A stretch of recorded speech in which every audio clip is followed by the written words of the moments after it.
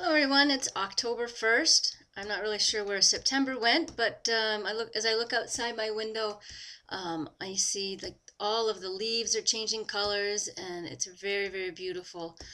And I'm just so happy to be here in our new home, and my parents are going to be moving in a couple of weeks. So lots of changes here on our own home front, but they're all good.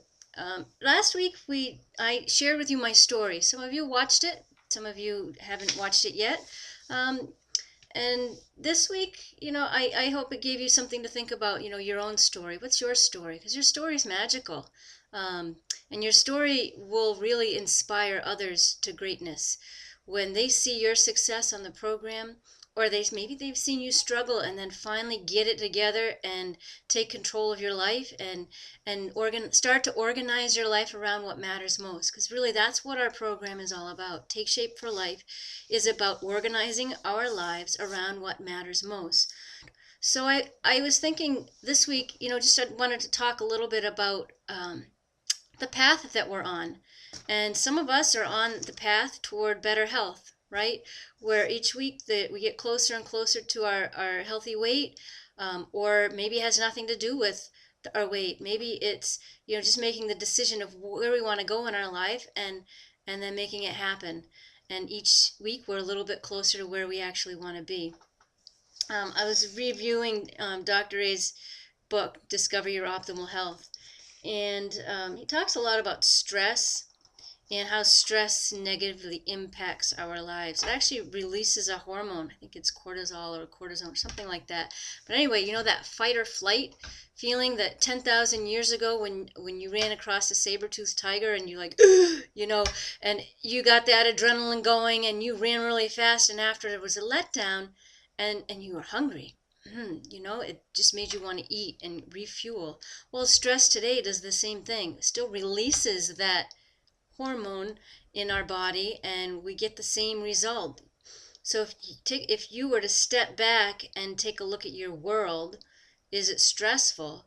If you remember, if you're one of my clients, when I was originally talking to you about the program, one of the questions that I asked was on a scale of 1 to 10, with 10 being the highest, where's your stress level?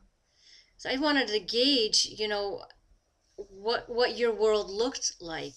If your level of stress is high, it might serve you well to step back and say, okay, what are the things that I can do to lower my stress level because it's not serving me well?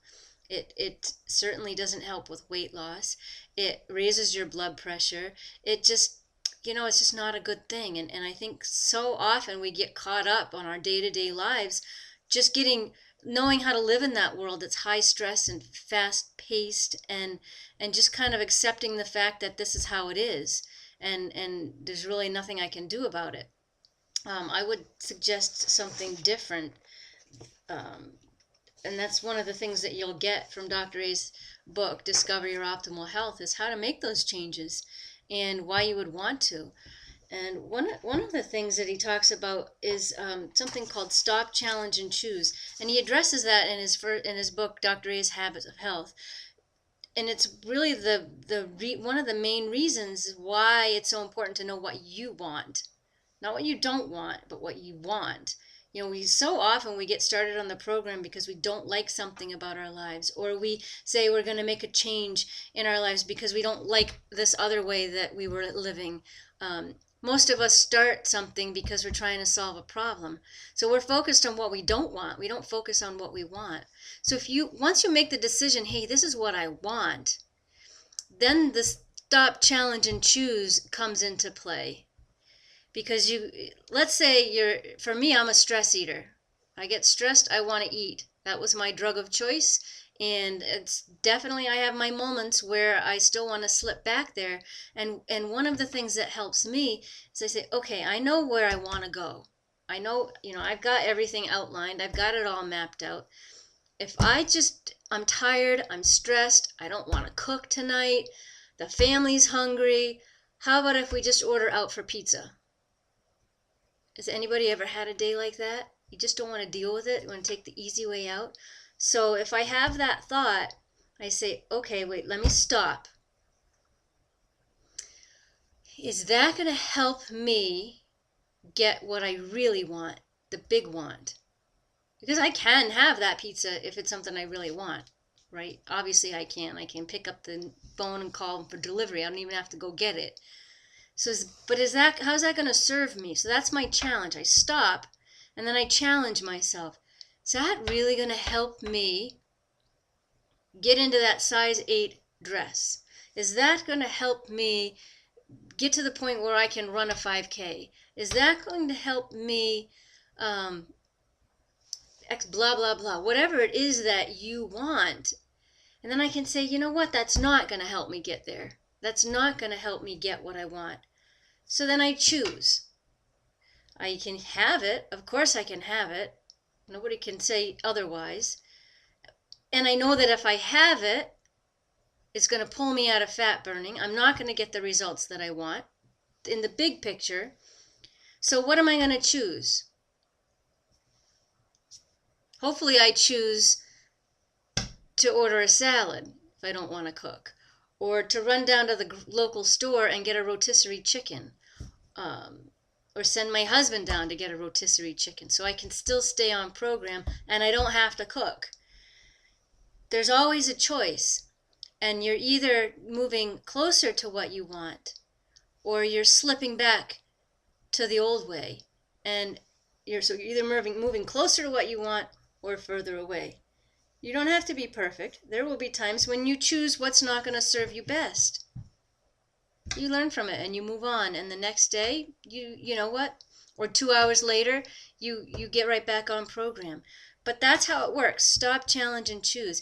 And you can do the same thing with your stress level. You know what? My mom called me today and asked me to do something that was really unrealistic. And I said, you know what? I could get really upset about this, and my stress level would go way, way up. Or I can say, just ask a simple question and not get upset about it, and choose to handle the situation with some emotional intelligence. That's fortunately what I did, and it all worked out well. So you can choose things in your life that will reduce your stress. Maybe you need a different job.